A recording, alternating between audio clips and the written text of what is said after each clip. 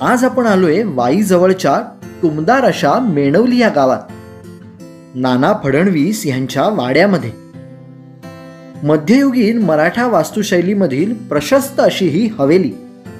अहो, कृष्णा नदीकाठी असलेल्या या वाड्याचं बांधकाम इसवी सन 1770 मध्ये झालं.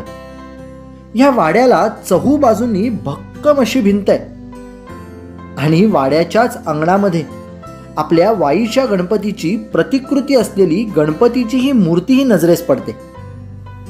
भरीव दगड आणि चुन्यामध्ये सगळं बांधकाम झालंय. ठिकठिकाणी सागवानी लाकडाचाही वापर आपल्याला दिसून येतो. चला तर मग आपण वाड्याच्या आतमध्ये जाऊयात. उजव्या बाजूनं जिन्यानी वर गेलो की आपण पोहोचतो ते वाड्याच्या पहिल्या मजल्यावर.